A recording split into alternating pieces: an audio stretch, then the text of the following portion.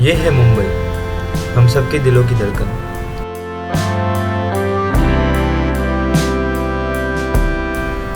मुंबई के हर घर, हर गली, हर रास्ते में हर पल कोई ना कोई कहानी शुरू होती है, नहीं तो खत्म होती है। लोगों के दिलों की धड़कन कहने वाले इस शहर में कभी क्या हो जाए कोई कुछ बोल नहीं सकता।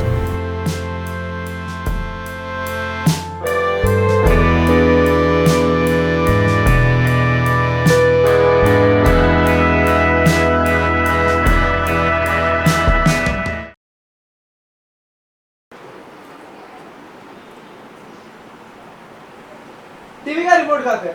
वो क्या उधर लेना खुद से। क्या तुम लोग कुछ भी देखते हो यार? अरे टीवी क्यों बंद किया? क्या मस्त दिख रही थी यार वो। क्या दत्तू, क्या मस्ती करी थी? मैं दत्तू नहीं, डैनियल। हाँ जो भी है। अरे हर साल एक नया नेता आता है, अपनी जेब भर के चले जाता है, और जनता वही क्या वही। कब से सुन रहा है यार, इंडिया डेवलपिंग कंट्री है, डेवलपिंग कंट्री है। कब होगा डेवलप? नहीं रे, मुझे लगता है इस बार कुछ अच्छा करेगा ये नेता। पर क्या करेगा? ये मंत्री आया है, बाकियों की तरह भ्रष्टाचार करेगा और निकल जाएगा। बराबर बोल रही है।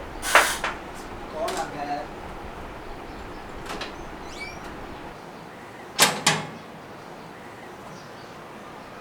लो आ गए बड़े लोग। कैसे बड़े लोग रे?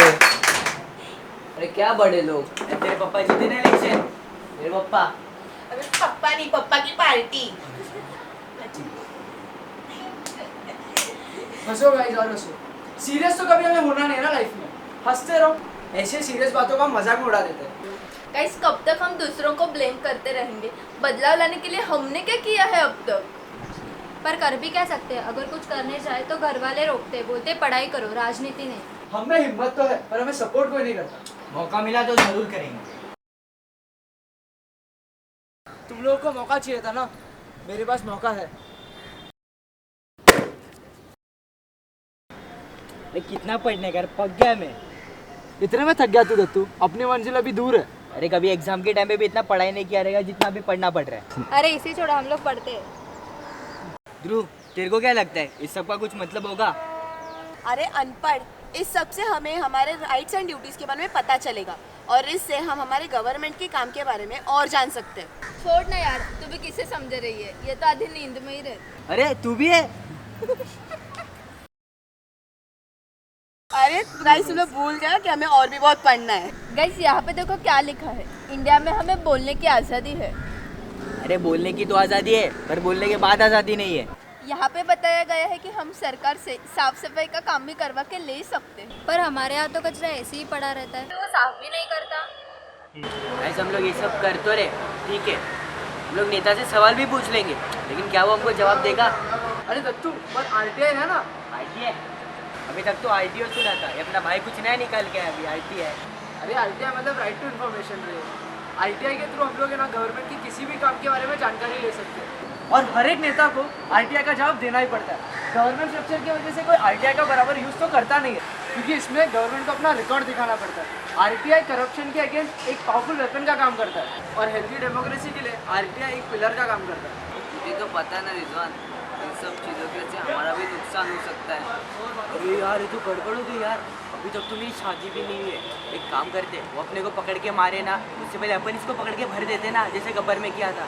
अरे पागल, मूवी अलग होती है और रियल लाइफ अलग होती है। अरे सुनो, राइट टू लिव, इस राइट के अनुसार हमें जीने का हक है, और इससे हम ना किसी को मार सकते हैं ना किसी को मारने की कोशिश कर सकते हैं।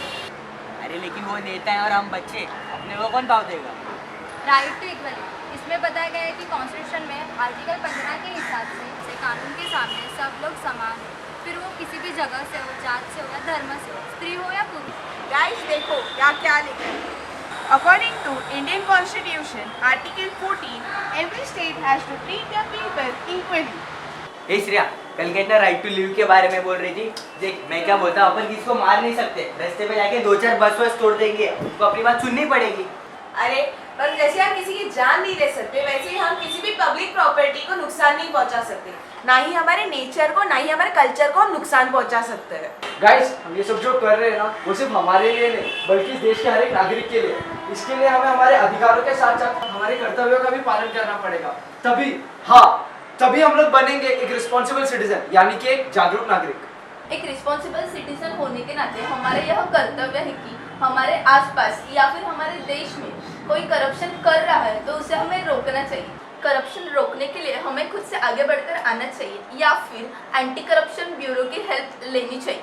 गाइस, हम हमारा काम करवाने के लिए राइट्स एंड ड्यूटीज़ के साथ साथ अमेंडमेंट 73 का भी इस्तेमाल कर सकते हैं, जिसमें हमारे एरिया से एक ग्रुप बनाया जाता है और उस ग्रुप से एक इंसान इलेक्ट होकर लीडर बनता है और वो लीडर हमारे प्रॉब्लम्स हमारे लीडर तक लेकर जाते हैं और उन्हें सॉल्व करवा के लेता है।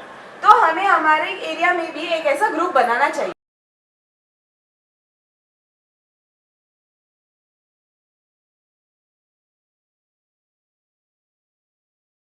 नमस्कार प्रेक्षकों, आज हमारे बीच में यहाँ उपस्थित है राघवेंद्र सालवनकर जी। उन्होंने हमारी समस्या जानने के लिए अपना कीमती वक्त दिया है। तो चलिए शुरू करते हैं आज का हमारा कार्यक्रम। आप में से किसी को कुछ सवाल पूछना है तो आप पूछ सकते हो।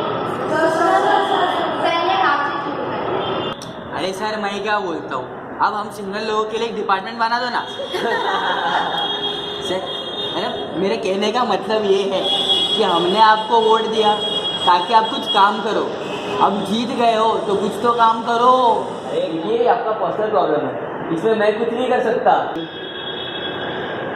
देखिए, आप सालवनकर जी से काम के ही सवाल पूछिए। सर, हमारे मोहल्ले के जो रास्ते हैं उनकी हालत बहुत खराब है।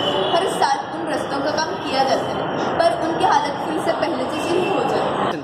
सर, इलेक्शन के बाद तो रस्तों का काम ही नहीं हुआ है, पता ही नहीं चलता रास्ते में खड्डा या खड्डे में रास्ता है। कल ही इसके बारे में हमारा डिस्कशन हुआ है, इसके बारे में जल्दी हम लोग कुछ करेंगे। सर, हमारे मोहल्ले में पानी का बहुत प्रॉब्लम है और पानी आया फिर भी वो दूषित होता है। अरे सर, पानी और रास्ते को तो बाद में देखेंगे, पहले संडास का कुछ करो। सर, इसके बारे में आप क्या कहेंगे? वो ऐसा है कि ना सर, हमारे एरिया में जो कचरे का डिब्बा है वहाँ से कोई कचरा ही नहीं उठाता है। बहुत गंदी बदबू आती है उस कचरे के डिब्बे में से। देखिए, इस बारे में हम लोगों ने अधिकारियों से बात की है। उनका ऐसा कहना है कि उनके पास फ़िलहाल पैसा नहीं है, तो जल्दी हम लोग उसके ऊपर कार्रवाई करेंगे। सर, रतला में भी सेम केस हुआ था। वहाँ के महानगर पालिका ने पैसा नहीं है ये कह के कचरा उठाने से मना कर दिया था। फिर वहाँ के कोर्ट ने उनको यह डिसीजन दिया कि आपके पास पैसे नहीं है ये कह के आप कचरा उठाने से मना नहीं कर सकते। As per right to safety आपको कचरा उठाना ही पड़ेगा।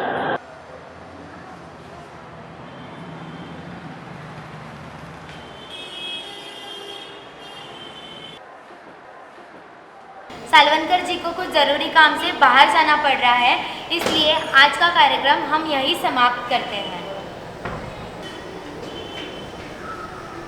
नेता ने न्यूज़ शो में युवाओं के सवालों का जवाब नहीं दिया। नेता को लोगों के सवालों का जवाब देना पड़ता है, ये उन लोगों को पता था।